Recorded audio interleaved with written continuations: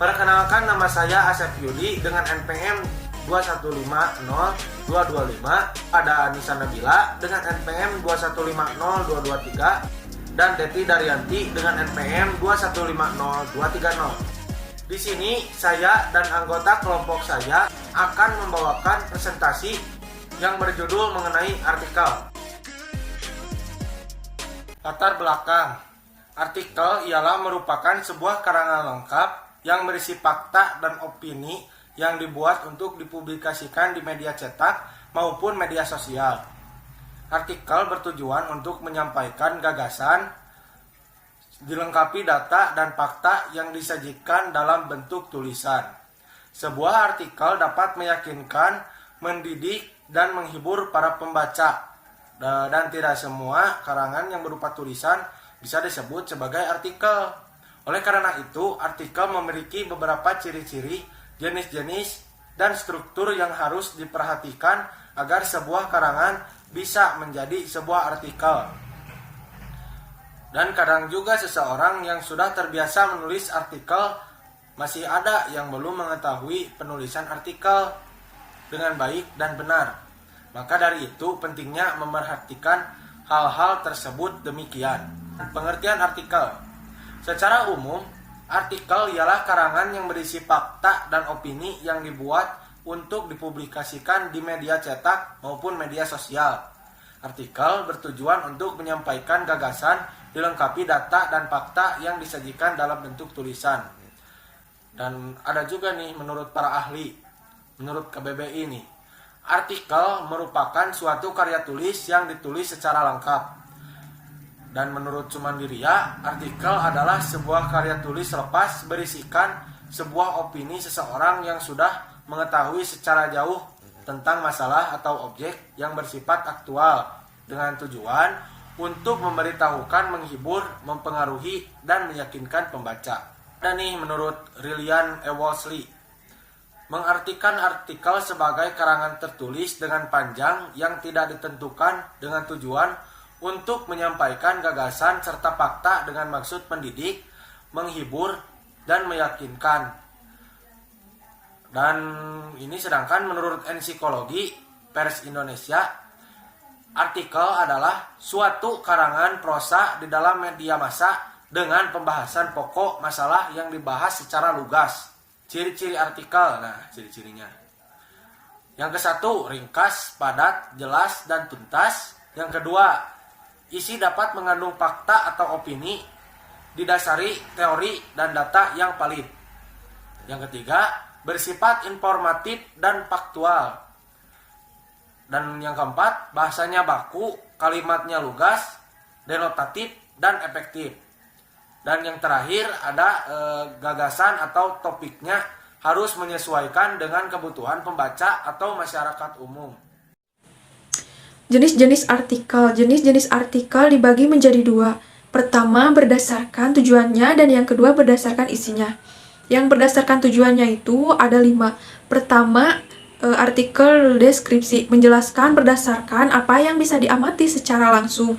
Dan artikel ini memberikan gambaran tentang hal tertentu sebisa mungkin agar pembaca dapat mengimajinasikannya. Penulisan artikel ini lebih mudah karena dilakukan secara umum ke khusus. Nah, jadi paragraf-paragraf awalnya itu sebagai pengenalan, kemudian pembahasan-pembahasannya akan menyempit dan fokus terhadap topik pembahasannya. Yang kedua adalah artikel narasi. Artikel narasi ini merupakan suatu bentuk tulisan yang menyampaikan sesuatu dalam bentuk rangkaian peristiwa yang terjadi dalam suatu kesatuan waktu. Dan artikel ini merupakan artikel bercerita, sehingga tokoh dan kejelasan kronologis atau waktunya itu dijadikan sebagai unsur yang cukup penting. Artikel ini biasanya digunakan pada karya fiksi, tetapi tidak menutup kemungkinan jika artikel ini digunakan juga pada karya non-fiksi. Contohnya adalah penulisan biografi secara singkat. Yang ketiga adalah artikel eksposisi. Artikel ini menyampaikan informasi mengenai suatu permasalahan dengan menyajikan argumen atau pendukung berupa bukti, contoh, dan alasan yang logis. Dalam artikel ini akan ditemukan penjelasan atau pendapat terhadap suatu hal secara rinci dan beralasan. Karena itu, pemaparan biasanya dilakukan dengan memperlihatkan fakta-fakta dan teori yang berkaitan dengan fakta tersebut. Contohnya adalah berita di koran atau laporan. Yang keempat adalah artikel persuasi atau artikel ajakan. Nah, artikel ini bertujuan untuk mengajak pembaca agar melakukan sesuatu atau tidak melakukan sesuatu. Salah satu cara untuk menguatkan ajakan tersebut adalah dengan memberi contoh yang dipercaya merupakan kejadian yang nyata. Misalnya adalah pola hidup sehat. Nah, akan diberikan contoh seseorang tokoh yang masih sehat dan masih bugar di usia tua. Dengan cara bahwa si tokoh melakukan pola hidup yang sehat dan teratur dengan mengonsumsi sayuran atau bahkan dengan olahraga yang dilakukannya dengan teratur. Yang kelima adalah artikel argumentasi. Artikel ini berusaha memberikan pandangan, gagasan, atau teori tentang sebab dan akibat suatu peristiwa. Penyampaiannya ini dilakukan dengan menyatakan fakta-fakta objektif dan logis. Nah, selanjutnya adalah jenis artikel berdasarkan isinya. Berdasarkan isinya itu ada 4. Yang pertama adalah artikel ilmiah populer. Karya tulis ilmiah biasanya mengandung berbagai istilah dengan bahasa ilmiah yang seringkali dianggap berat, dengan kebanyakan hanya dimengerti oleh orang-orang tertentu. Dalam artikel jenis ini, hasil penelitian ilmiah tersebut ditulis kembali dengan bahasa yang lebih ringan lagi, agar orang-orang lebih mengerti. Nah, yang kedua adalah artikel opini. Penulis bebas menyampaikan pendapatnya terhadap suatu isu, baik bersifat pro ataupun kontra. Namun tentu saja kebebasan tersebut harus berdasar pada fakta dan data yang valid. Selain itu juga harus memperhatikan norma di masyarakat. Yang ketiga adalah artikel tutorial. Artikel ini berisi tuntunan dan tata cara untuk menggunakan sesuatu. Artikel ini biasanya digunakan untuk berbagai bidang tulisan. Contoh di dalam artikel ini adalah tutorial membuat kue. Tentu saja harus dijelaskan secara gamblang dan tersusun rapi. Nah, yang keempat adalah artikel review. Dimaksudkan untuk memberikan pertimbangan atau referensi bagi pembaca sebelum menggunakan suatu produk.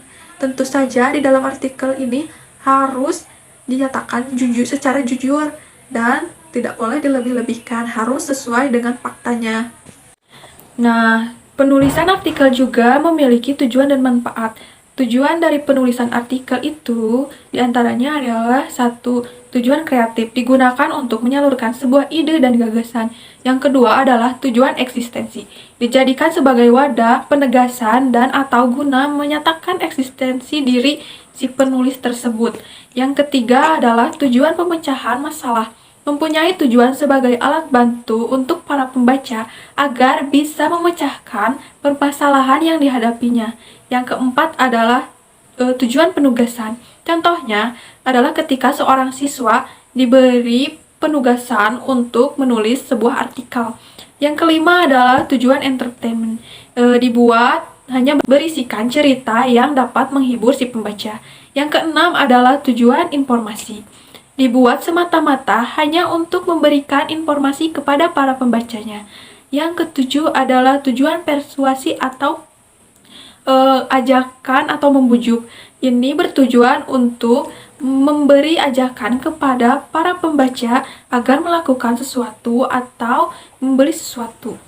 Manfaat dari penulisan artikel adalah 1. Sarana untuk menyampaikan ide penulis dalam mengembangkan daya imajinasi serta kreatif. Yang kedua adalah berpikir sistematis serta berbahasa secara tertib dan teratur. Yang ketiga adalah memahami tujuan menulis yang nantinya akan mampu menguasai kompetensi menulis yang harus dicapai. Yang keempat adalah sebagai sarana publikasi hasil pemikiran secara ilmiah melalui jurnal ilmiah. Yang kelima adalah memberi dampak akademis bagi pembaca. Struktur artikel. Pada umumnya, struktur artikel terbagi menjadi 3. Yang pertama, bagian pembuka, berupa orientasi atau tahap pengenalan terhadap isi artikel yang akan dibahas. Atau seperti judul, nama, pengantar, ataupun berupa gagasan pendukung mengenai tema atau judul yang diangkat dalam artikel tersebut. Yang kedua, bagian isi berisi uraian penjelasan pokok permasalahan yang dibahas dalam artikel, atau berupa gagasan pendukung yang mampu meyakinkan, mendidik, menghibur, dan memberi informasi terhadap pembaca, tapi tergantung pada jenis artikel itu sendiri. Yang ketiga, bagian penutup, yaitu sebuah simpulan yang berisi kalimat kunci yang merangkum pembahasan secara ringkas, jelas, dan padat. Baik, selanjutnya kebahasaan teks artikel. 1. Menggunakan kata-kata denotatif, yaitu kata yang sebenarnya bukan bermakna hal-hal lain, atau kata itu tidak dilebih-lebihkan maknanya seperti kata konotatif.